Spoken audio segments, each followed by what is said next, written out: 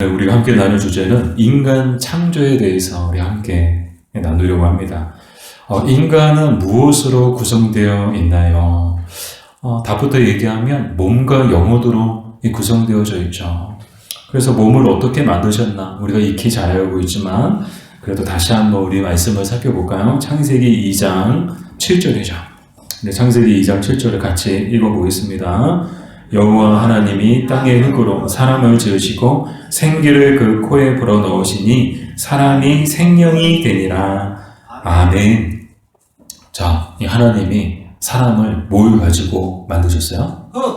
그죠? 땅의 흙으로 만드셨대요. 근데 이 흙을 원어로 보니까 히브리어로 이것을 직역하면 땅의 티끌, 먼지를 뜻하더라고요. 즉 사람을 뭐로 만드셨다는 거예요? 티끌과 같은, 먼지와 같은 것으로 사람을 만드셨다는 거예요. 이 말씀을 생각하면 우리 인간이 얼마나 하찮은 존재인지를 우리는 알 수 있어요. 정말 우리는 후 불면 날아가 버리고 말 그런 먼지와도 같은 존재라는 거예요. 그러나 하나님께서 우리에게 특별한 은혜를 베풀어 주셔서 정말 모든 피조물들 중에서도 가장 우월한 또 가장 특별한 피조물로 만들어 주신 줄 믿습니다. 근데 우리가 늘 잊지 말아야 되는 거, 우리의 하나님 어떻게 만드셨나? 땅의 흙으로 만드셨다. 즉 티끌과 먼지로 만드셨다는 거예요. 그래서 우리는 늘 하나님 앞에 감사해야 하기도 하지만 또한 동시에 늘 잊지 말아야 되는 것은 하나님 앞에 우리는 늘 겸손해야 하는 줄 믿습니다. 항상 하나님 앞에 우리는 겸손해야 돼요.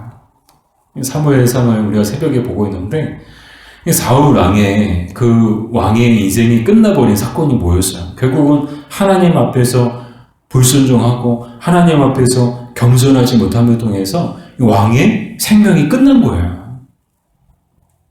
그가 하나님 앞에 겸손함을 끝까지 유지했다면 처음에 왕으로 기름 부음을 받고 왕으로 세움 받았을 때처럼 그 겸손함이 쭉 이어졌으면 참 좋았을 텐데 그 겸손함을 잃어버리는 순간 왕으로서의 생명도 정치적인 생명도 또 인간으로서의 그 생명도 끝나버리는 것을 우리는 보게 되죠.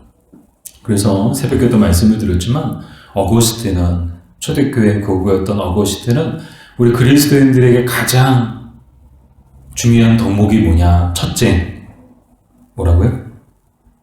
겸손. 둘째 뭐라고요? 인정. 겸손. 셋째 뭐라고요? 겸손. 첫째도 겸손, 둘째도 겸손, 셋째도 겸손. 그래서 누가 진짜 그리스도인이냐? 겸손한 사람이 진짜 그리스도인이다. 그래서 하나님 앞에 항상 겸손한 사람들이 그리스도인이어야 한다. 이 겸손할 수밖에 없을 것 같아요. 우리가 이 말씀 창세기 2장 7절을 읽었지만 우리가 어떻게 하나님이 우리를 어떻게 만드셨는가? 우리는 뭔가? 우리는 티끌과 먼지 같은 존재라는 거예요. 그걸 생각하면 우리는 하나님 앞에서 겸손할 수밖에 없어요. 사랑하는 여러분, 항상 하나님 앞에서 겸손한 그 신앙을 잃어버리지 않는 저 여러분 되기를 주님의 이름으로 부탁을 드립니다. 자, 그래서 이게 흙으로 사람을 지으시고 생기를 그 코에 불어넣으시니 사람이 생명이 되니라. 근데 이 생명을 우리는 혹시 이제 영혼을 불어넣으신 영적인 존재로 그렇게 생각하기도 하는데 사실 이 생명의 그 원문은 어떤 뜻을 갖고 있는가 하면 호흡을 뜻해요. 즉 호흡이 있는 존재가 되었다는 거예요. 생명을 가진 존재가 되었다는 거예요. 그럼 영혼은 어떻게 만드셨는가? 사람을 만드실 때 몸만 있는 육적인 존재로만 만들지 않으시고 영혼을 함께 만드셨는데 그럼 그 영혼은 어디 갔나? 자, 마태복음 10장 28절 우리 같이 읽어볼까요? 몸은 죽여도 영혼은 능히 죽이지 못하는 자들을 두려워하지 말고 오직 몸과 영혼을 능히 지옥에 멸하실 수 있는 이를 두려워하라. 아멘. 오늘 말씀을 이 마태복음 10장 28절 말씀을 통해서 우리가 분명히 알 수 있는 것은 하나님은 인간을 그저 몸, 육적인 존재로만 만들지 않으시고 영혼도 함께 가진 존재로 만드셨다는 거예요. 그래서 사람은 몸과 영혼으로 구성되어 있다. 이 몸은 봤어요. 흙으로 만드셨어요. 생기를 불어넣어서 생명이 있는 존재가 되게 해주셨어요. 그럼 영혼은 어디 있는가? 바로 그 몸 안에. 그 몸과 영혼이 함께 있다는 거야. 근데 이 영혼은 어떤 특징을 갖고 있는가 하면 보이지 않는다는 거야. 하나님도 영이시죠. 그래서 하나님은 보이지 않으세요. 누구도 하나님을 본 사람이 없어요. 이제 성경에 마치 하나님의 등을 본 것처럼, 또 하나님의 존재를 본 것처럼, 그것은 하나님의 진짜 형상을 본 것이 아니고, 그 형상이 현상으로서 나타난 것들을 우리가 보게 된 것이지, 실제 하나님은 영적이신 존재이시기 때문에 눈에 보이지 않으세요. 영혼도 마찬가지죠. 영혼도 우리 눈에 보이지 않아요. 그래서 우리는 영혼이 있는지 없는지 알 수 없어요. 그럼에도 불구하고 성경은 우리 인간은 몸과 영혼을 함께 가진 존재다. 근데 이제 몸과 영혼의 특징이 있죠. 이 몸은 죄로 인해서 흙으로 태어나서 다시 죽으면 흙으로 돌아가게 되어 있어요. 그러나 영혼은 어떻게 될까요? 영혼도 죽을까요? 몸이 죽으면 영혼도 함께 죽을까요? 아니요. 그 영혼은 어떻게 될까요? 몸이 죽으면 영혼은 어떻게 될까요? 천국으로 가죠. 근데 다 천국 갈까요? 모든 사람들의 영혼이 다 천국 갈까요? 아니요. 예수님을 믿는 영혼은 천국 가지만 예수님을 믿지 않는 영혼들은 지옥으로 가는 거예요. 그래서 제가 웨스트민스터 신앙고백이나 하이델베르 그 요리분답할 때도 계속 이제 이런 몸과 영혼에 대한 이야기들이 계속 나왔어요. 그래서 여러분 기억나실 거예요. 우리 몸과 영혼이 함께 있지만 이 몸이 죽을 때 영혼은 즉시로 하늘나라로 가게 되는데 모든 영혼들이 다 천국으로 가는 것은 아니다. 천국과 지옥으로 나눠지게 되죠. 그래서 지난 시간에도 비슷한 말씀을 드렸어요. 믿음으로 산 의로운 사람들에게는 누가 찾아온다고요? 그 영혼을 데리러 천사들이 데리고 온대요. 데리고 가려고 영혼을. 근데 믿음을 가지고 살지 않은 사람들의 영혼은 누가 데리러 온다고요? 마귀 사탄이 데리러 온다는 거예요. 그래서 누가 우리 영혼을 데리러 오느냐를 통해서 우리가 어디로 갈지가 결정나는 거예요. 자, 그래서 이 몸과 영혼, 이 몸은 흙으로 돌아가지만 영혼은 죽지 않고 영혼이 산다는 것이 바로 몸과 영혼의 가장 큰 특징이죠. 그렇다고 해서 몸이 그냥 흙으로 돌아와서 다 끝나느냐? 또 그렇지만도 않아요. 어떻게 되죠? 예수님 다시 오실 때, 예수님 재림하실 때, 그때 잠자던 자들의 그 몸이 다시금 일어나서 그 몸과 영혼이 다시금 하나가 되죠. 영혼은 이미 하늘나라 가 있고 우리의 무덤에 장사된 그런 몸은 다시 이 부활함을 통해서 몸과 영혼이 하나 되어서 그때는 몸과 영혼이 하나의 완전체를 이룬 그런 모습을 가지고 이 천국 생활을 하게 되죠. 자, 그래서 또 이렇게 그것과 연관된 그런 설명이기도 하지만 그럼 어떤 모습으로 우리는 천국에서 다시금 부활하게 될 것인가? 우리의 몸이. 그럼 어떤 모습으로 우리의 몸이 부활하게 될까요? 죽을 때 그 모습 그대로? 억울할 것 같아요. 예. 근데 이제 제가 존경하고 또 저의 또 지도 교수님께서는 이 부분을 이렇게 말씀해 주시더라고요. 우리는 부활할 때 우리 몸이 어떤 몸으로 부활하게 되느냐? 천국 생활하기에 가장 아름다운 모습으로, 천국 생활하기에 가장 적합한 모습으로 우리의 몸이 부활한다는 거예요. 근데 그 모습은 하나님만 아시겠죠. 소망이 있어요. 만약에 우리의 모습이 이렇게 안 좋은 모습으로 또 하나님 앞에 또 이렇게 좀 아쉬운 모습으로 하나님 앞에 갈 수도 있거든요. 근데 그 모습 그대로 만약 부활한다면 조금 마음이 좀 그렇지 않을까. 근데 우리 그 몸은 가장 천국 생활하기 아름다운 모습으로 또 가장 적합한 모습으로 부활하게 된다는 거예요. 그래서 저는 그 모습이 어떤 모습일지 굉장히 궁금해요. 또 굉장히 기대가 되죠. 근데 뭐 지금은 알 수 없죠. 그때 가보면 알겠죠. 네.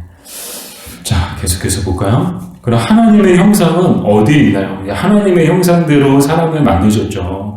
그럼 하나님의 형상은 어디에 있는가? 답부터 말씀을 드리면 바로 인간의 가슴과 마음, 영혼에 있다는 거예요. 창세기 1장 27절 우리 같이 읽어볼까요? 하나님이 자기 형상 곧 하나님의 형상대로 사람을 창조하시되 남자와 여자를 창조하시고. 아멘. 자, 이 하나님의 형상대로 만드셨대요. 근데 우리가 생각할 때, 그러면 인간의 모습이 하나님의 모습 아니야? 하나님도 우리 인간하고 똑같은 육체의 모습을 갖고 계신 것 아니야? 그렇게 생각할 수 있어요. 근데 그렇지 않다는 거예요. 하나님은 영이시라고 그랬죠. 영이신 하나님이 우리 인간의 육체처럼 눈에 보이는 존재로 존재하지 않으세요. 이 하나님의 형상대로 창조되었다라는 그 말의 뜻은 어떤 뜻인가 하면 우리 인간의 몸이 이 하나님의 모양 그대로 창조됐다는 것이 아니고 인간의 영혼 안에 하나님의 형상이 반영됐다는 거예요. 좀 어려운 이야기일 수 있는데요. 좀 더 쉽게 말씀을 드리면 이 하나님의 그 영이 사람을 만드셨는데 그 사람을 만드신 그 마음과 영혼 안에 함께 거하고 계시다는 거예요. 그것을 우리는 성령이라고 이야기를 하죠. 그러니까 성부, 성자, 성령이 이 자연을 창조하고 이게 우주를 창조하고 세상을 창조할 때 이 창조의 사역을 함께 하셨잖아요. 그래서 성부 하나님께서 말씀으로 창조하시고 또 성령 하나님은 온 지면 위에 운행하고 계셨고 그것을 통해서 우리가 이제 성부, 성자, 성령이 이 창조의 사역에 함께 동참하셨으면 알 수 있었던 것처럼 자, 인간을 만드실 때 그 만드신 인간 안에 그 영혼 안에 이 하나님의 형상도 함께 계셨다는 거예요. 그 대표적인 증거가 바로 아담이었죠. 그래서 아담은 하나님이 만드신 피조물들 중에서 유일하게 하나님의 형상대로 만들어진 피조물이었죠. 즉 하나님의 형상이 하나님의 영이 아담과 함께 계셨다는 거예요. 그래서 이제 우리가 아담을 생각할 때는 그 타락하기 전에 아담과 타락한 후에 아담을 생각해야 되는데 구분해야 되거든요. 그래서 타락하기 전 아담을 지금 우리가 이야기하고 있는 거예요. 하나님의 형상대로 창조되었던 인간의 모습을 우리가 이제 이야기하고 있는 것이죠. 이렇게 이 아담은 하나님의 형상대로 창조되어짐을 통해서 하나님의 영이 이 아담과 함께함을 통해서 이 아담은 모든 것들을 정말 하나님의 영이 함께하심을 통해서 바르게 판단하고 분별할 수 있는 그런 지각과 능력을 갖게 되었죠. 그러나 어떻게 되었나요? 아담의 불순종으로 인해서 하나님의 형상을 잃어버리고 만 거예요. 이 하나님의 형상을 잃어버린 인간의 모습은 어떻게 되었을까요? 부패하고 또 타락하고 또 범죄하는 것을 우리가 보게 되죠. 그래서 우리는 지금 잃어버린 하나님의 형상, 그 하나님의 형상을 잃어버린 상태로 존재하게 되었죠. 그 아담의 불순종을 통해서 그 모든 인류가 다 이 하나님의 형상을 잃어버린 거예요.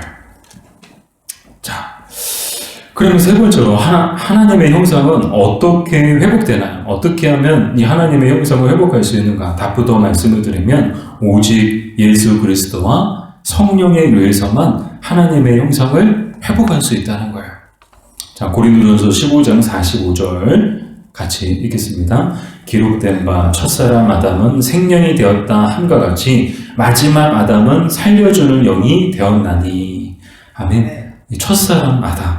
근데 이제 마지막 아담이 나오는데 이 마지막 아담은 또 누구를 말하는가? 바로 예수 그리스도를 뜻합니다. 첫사람 아담이 생명이 되었다 함과 같이 마지막 아담은 살려주는 영이 되었다. 이 살려주는 영이 되었다. 이게 뭔가?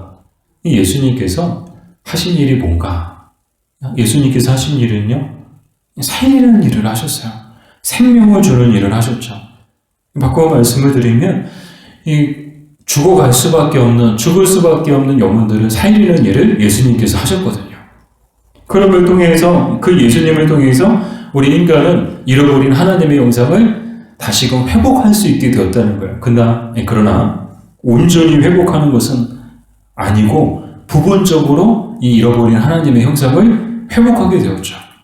그러나 이 회복의 역사가 이 철저하게 인간에 의해서 이루어진 것이 아니고 예수 그리스도의 그 보혈의 능력을 힘입어서 그 예수 그리스도의 그 보혈의 능력으로 이 사람이 잃어버린 하나님의 형상을 다시금 회복하게 되었다는 거예요. 그 일을 위해서 예수님께서 오셨죠. 예수님께서 인간의 몸을 입고 이 땅에 오신 이유가 뭐예요? 저와 여러분을 죄와 사망 가운데서 구원하시기 위해서 인간의 몸을 입고 이 땅에 내려오신 줄 믿습니다.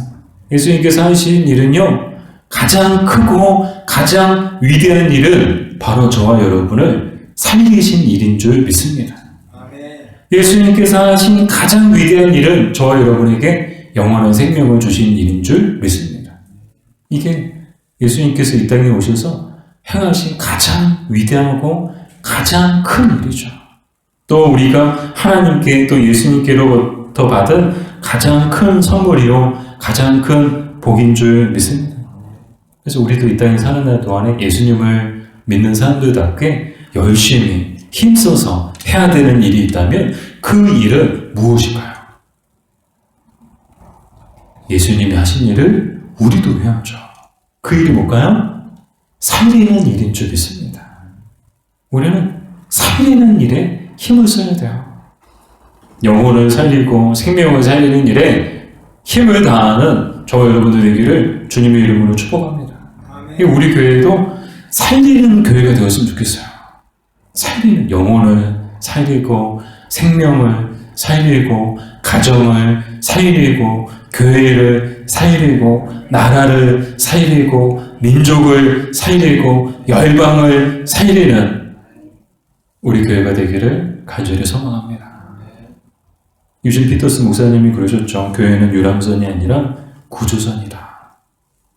여러분, 항상 우리의 정체성을 잃지 않았으면 좋겠습니다. 그냥 우리끼리 그냥 모여서 예배드리고 우리끼리 그냥 떠들고 우리끼리 그냥 먹고 우리끼리 행복하고 그게 우리만 행복한 것이 아니고 정말 구조선답게 우리 주변에 이 교회 밖에 죽어가는 많은 영혼들을 구원하기 위해서 앞장서고 힘쓰는 그런 우리 교회가 되었으면 좋겠습니다.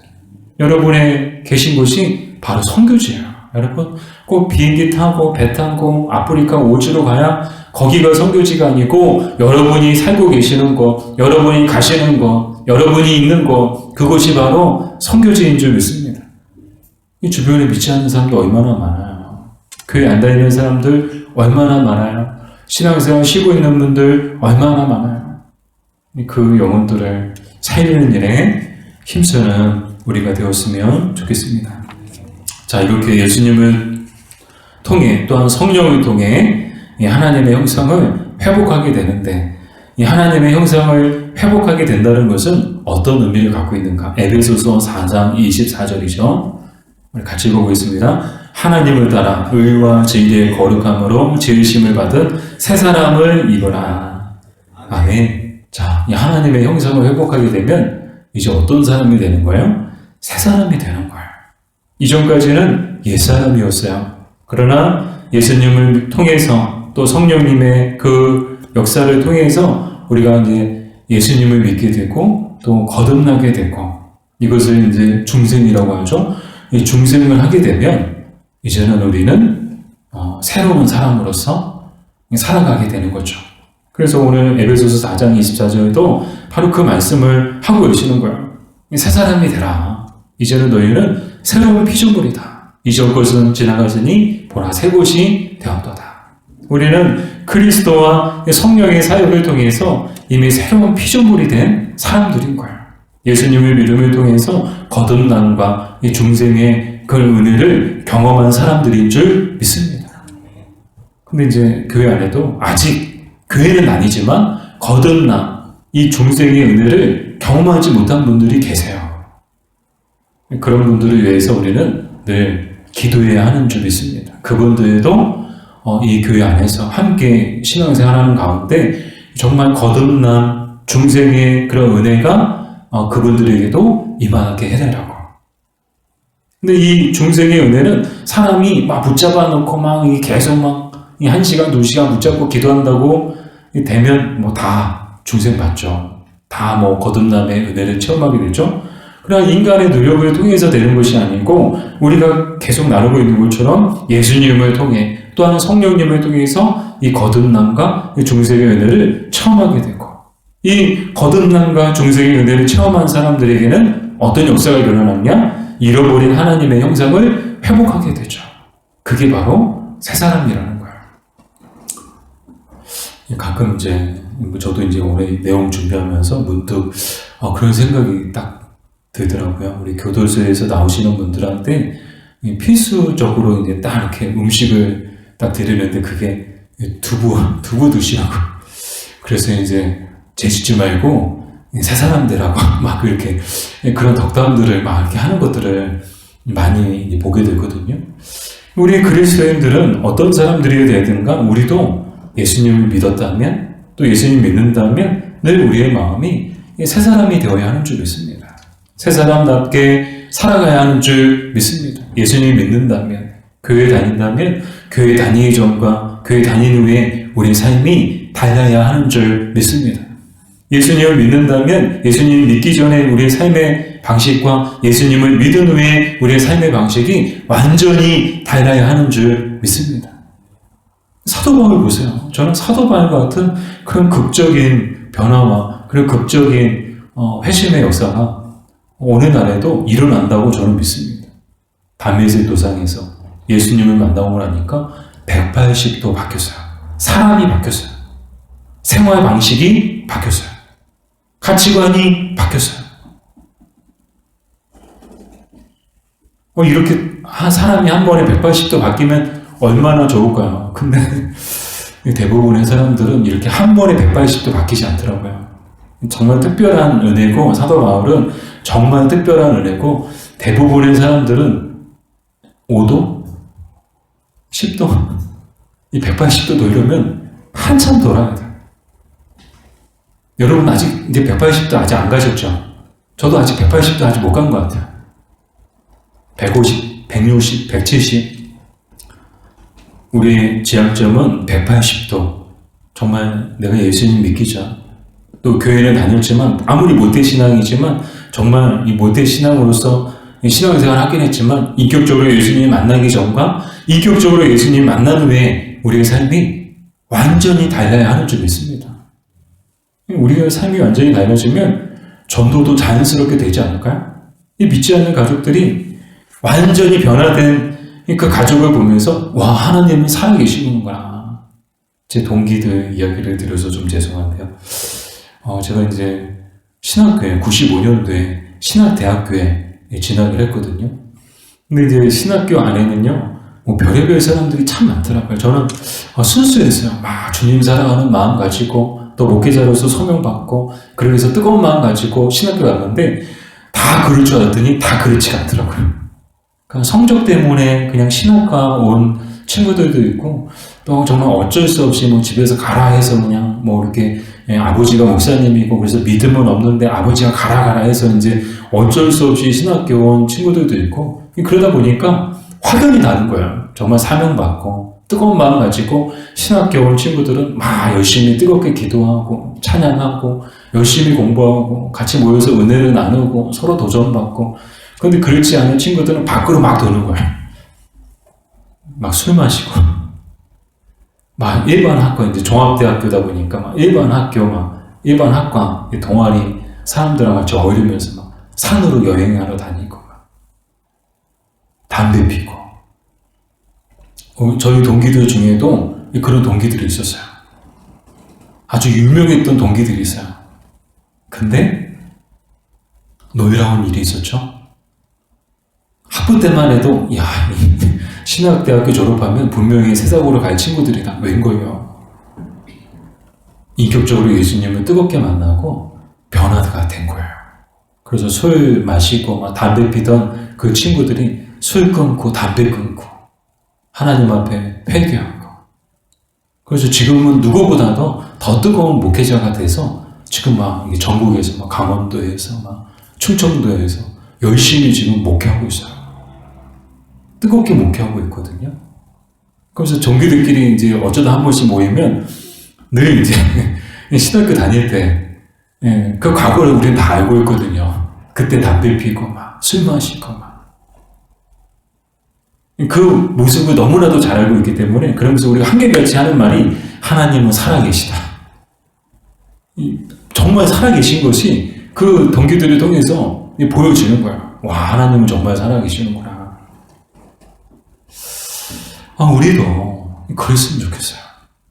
우리가 변화됨을 통해서, 우리가 새 사람이 됨을 통해서 믿지 않는 가족들, 또 믿음을 떠났던 가족들이 우리의 모습을 보고는 와, 하나님은 살아계시는구나. 우리 작은 목자교회는 우리 가족이 다니는 작은 목자교회라는 교회는 정말 하나님이 살아서 역사하시는 교회구나. 그래서 작은 목자교회 다니고 난 이후부터 사람이 완전히 변화가 된 거예요. 그래서 완전히 새 사람이 된 거예요. 그래서 그 소문 듣고 사람들이 막 우리 교회에 몰려오는 역사가 일어났으면 좋겠습니다. 그러기 위해서는 우리가 새 사람이 되어야 하는 거예요. 우리 옆에 분하고 인사할까요? 새 사람이 됩시다. 새 사람이 됩시다. 180도 바뀌어야 되는 거예요. 바뀌어야 되는 거예요. 바뀔 때 우리는 새 사람으로서 하나님을 기쁘시게 하는 그런 믿음의 삶을 살게 될 줄로 믿습니다. 자, 네 번째로 아담이 가지고 있었던 자유의지는 어떤 것인가요? 하나님은 그 인간의 영혼에 마음을 주시고 그 마음을 주심을 통해서 선과 악을 분별하게 해주셨고요. 또 이성과 지성을 주셔서 마땅히 추구해야 될 것과 피해야 할 것을 알게 해주셨고 또 그 위에 또 뭘 주셨는가 하면 자유의지를 주셨어요. 이 자유의지를 통해서 그 인간이 자기 의지에 따라서 선택하게 해주셨죠. 그러니까 이것만 가지고도 참 인간은 너무나도 하나님이 베풀어 주신 은혜가 크다. 티끌과 먼지 같은 인간에게 하나님이 뭘 주셨어요? 영혼을 주시고 또 그 영혼 안에 마음을 주시고 이성과 지성을 주시고 그 위에 또 자유의지를 주신 거예요. 이것을 다 가지고 있었던 사람이 아담이죠. 완전한 자유의지를 갖고 있었던 사람이 아담이었어요. 그러나 아담은 뭘 선택했나요? 자신이 가지고 있는 자유의지를 가지고 불순종을 선택한 거예요. 순종과 불순종이 있는데 아담은 뭘 선택했다고요? 불순종을 선택한 거예요. 그 대가를 우리는 혹독하게 치르고 있죠. 왜 이렇게 힘들어요? 왜 이렇게 먹고 사는 게 힘들어요? 왜 이렇게 애들 키우고 애 낳는 게 힘들어요? 다 아담이 불순종을 선택했기 때문인 거예요. 자기 의지를 가지고 이 하나님이 주신 그 아름다운 의지를 가지고 그 권세를 가지고 이 아담은 불순종을 선택한 거죠. 그 내용이 로마서 5장 12절이죠. 우리 같이 읽어보겠습니다. 그러므로 한 사람으로 말미암아 죄가 세상에 들어오고 죄로 말미암아 사망이 들어왔나니 이와 같이 모든 사람이 죄를 지었으므로 사망이 모든 사람에게 이르렀느니라. 아멘. 사랑하는 여러분, 이 자유의지가, 이 완전한 자유의지는 지금 없어요. 이 하나님의 형상을 잃어버렸던 것처럼, 그러나 중생한 사람들이 부분적으로 하나님의 형상을 회복하게 된 것처럼, 우리에게도 이 완전한 자유의지는 없어요. 그러나 선을 행할 수 있고 또 선을 택할 수 있는 그런 부분적인 의지가 중생함을 통해, 거듭남을 통해, 예수님을 인격적으로 만남을 통해서 우리에게도 주어졌어요. 아담에게 주어졌던 똑같은 자유의지는 아니지만 부분적으로 우리에게도 그런 의지를 주셨어요. 그래서 우리도 선택할 수 있는 거예요. 우리 앞에 순종과 불순종이 있어요. 이 바라기는 믿음을 선택하고 순종을 선택하는 저 여러분 되기를 주님의 이름으로 축복합니다. 항상 믿음은 선택이라고 했어요. 우리 성숙자반 하면서도 계속 나눴잖아요. 믿음은 선택이다. 무엇을 선택하느냐에 따라서 우리의 인생은 완전히 달라지게 되어 있는 거예요. 아담이 그것을 보여주죠. 아담이 무엇을 선택했느냐에 따라서 아담뿐만 아니라 아담의 아들, 아들의 아들, 아들의 아들, 그래서 모든 인류가 다 그 선택의 그 결과 속에 놓여지게 되었죠. 오늘 우리가 어떤 선택을 하냐에 따라서 우리 인생뿐만 아니라 우리 가정과 우리 교회도 그 선택의 결과를 우리는 보게 될 것입니다. 우리가 믿음을 선택할 때 우리는 믿음의 결과를 보게 될 줄로 믿습니다. 순종을 선택할 때 그 순종에 따른 열매를, 아름다운 열매를 반드시 맺게 될 줄로 믿습니다. 자, 마지막으로 부패된 자유의지를 가지고 그리스도를 선택할 수 있나요? 이 하나님의 형상을 잃어버린 것처럼 자유의지도 부패하게 되었죠. 이 부패된 자유의지를 가지고 그리스도를 선택할 수 있나? 결론부터 말씀을 드리면 없다는 거예요. 이제는 이 부패하고 타락함을 통해서 이 그리스도를 선택할 수 있는 능력을 잃어버린 거죠. 그러나 이 그리스도를 선택할 수 있는 능력이 자기 안에 있지 않고 외부로부터 온다라는 것을 이제 오늘 또 에스겔서 36장 26절을 통해서 우리는 알게 되죠. 이것이 바로 하나님께서 부어주시는 특별한 은혜, 중생의 은혜를 말하고 있는데요. 에스겔서 36장 26절 같이 읽어볼까요? 또 새 영을 너희 속에 두고 새 마음을 너희에게 주되 너희 육신에서 굳은 마음을 제거하고 부드러운 마음을 줄 것이며. 아멘. 새 영을 너희에게 두고 새 마음을 너희에게 주시겠다. 그래서 마음속에 있는 굳은 마음을 제거해서 부드러운 마음이 되게 해주신다는 거예요. 이게 바로 중생을 말합니다. 거듭남을 말하는 거예요. 그래서 이 거듭남, 중생의 이 특별한 은혜를 경험한 사람들만이 그리스도를 선택할 수 있다는 거예요. 믿음도 그렇잖아요. 우리가 믿음으로 구원받죠. 근데 믿음조차도 뭐예요? 하나님이 우리에게 주신 선물인 줄로 믿습니다. 믿음조차도 선물인 거야. 내가 믿고 싶어서 믿고, 그게 아니에요. 믿음을 주셔서 우리가 그 믿음이라는 선물을 가짐을 통해서 우리가 믿음을 갖게 된 것인 줄 믿습니다. 그래서 우리는 모두 특별한 은혜를 수여받은 사람들이자 이 특별한 은혜의 증인들이라는 거예요. 이 얼마나 복된 사람들인가요? 처음에 시작할 때만 해도 티끌, 먼지, 이 흙에 불과했던 우리의 존재가 정말 하나님의 특별한 은혜를 받은 그런 특별한 존재가 되었음을 우리는 오늘 본문을 통해서, 오늘 내용을 통해서 우리는 깨닫게 되었습니다. 이 마지막으로 우리가 주의해야 될 것은 무엇인가 하면 신앙생활에도 우리가 주의해야 될 것이 있다는 거예요. 그게 뭔가 하면 영적 굳은 삶입니다. 돌같이 굳은 마음, 이 교회에 오래 다녔어요. 그러니까 이제 웬만한 그런 처음에 예수님을 믿었을 때 뜨거운 첫사랑, 뜨거운 감격, 그런 것들은 이미 다 잊어버리고 그냥 오랫동안 신앙생활을 계속하고 있는데 웬만해서는 은혜도 받지 못하고 웬만해서는 눈물도 안 나오고 이게 뭐예요? 영적인 굳은 살 아닌가요, 이게요? 정말 예수님 처음 믿을 때는 공기조차 다른 것 같고 교회만 가도 은혜가 밀려오고 교회 가고 싶고 더 기도하고 싶고 더 찬양하고 싶고 그때는 은혜가 너무나도 크게 다가오고 정말 작은 것에도 감사하고 근데 어느 순간부터 우리는 웬만해서는 은혜 못 받고 웬만해서는 가슴이 뜨거워지지도 않고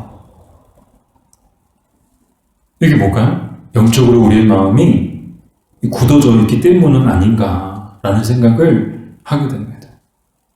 이때 필요한 것이 뭘까요? 바로 에스겔 36장 26절의 말씀인 줄 믿습니다. 하나님께서 우리 영 안에 계시지만 그럼에도 불구하고 우리 안에 새 영, 새 마음을 우리에게 주셔서 우리 마음속에 있는 굳은 마음이 제하여지고 돌같이 굳은 마음이 정말 부드러운 마음, 얼음같이 차가운 우리의 마음이 정말 뜨거운 마음으로 변화되게 할 수 있는 것은 오직 성령님께서 하실 수 있는 일입니다. 그래서 우리는 성령님께서 우리 안에서 일하시고 또 우리 안에 역사하심을 통해서 우리가 계속해서 하나님이 주시는 새로운 마음과 새로운 은혜를 가지고 살아가게 해달라고 늘 하나님 앞에 기도해야 하는 줄 믿습니다. 은혜는 사모하는 자들의 것이야. 우리 따라서 해볼까요? 은혜는 사모하는 자들의 것이다. 은혜를 사모하면 하나님이 그 사모하는 심령 가운데 새로운 은혜를 베풀어 주실 줄 믿습니다. 그러면 우리는 새로운 은혜를 가지고 또 살아갈 수 있는 거야. 뭐 예전에 20년 전에 30년 전에 1년 전에 받았던 은혜는 그때 필요했던 은혜고, 아 그때 참 뜨거웠지, 그때 그런 은혜를 받았지, 그 은혜 가지고 지금 우리가 살 수 있나요? 아니요. 오늘을 사는 데는 또 오늘의 은혜가 우리에게 필요한 줄로 믿습니다. 새로운 은혜가 필요한 거예요. 왜요? 우리의 마음이 그만큼 굳어져 있기 때문이죠. 그래서 새로운 은혜를 구하고 구할 때 하나님은 구하는 자들에게 새로운 은혜를 풍성하게 베풀어 주실 줄 믿습니다. 이 새로운 은혜를 가지고 하나님을 기쁘시게 하고 또 사람들을 행복하게 하는 저와 여러분 되기를 주님의 이름으로 축복합니다.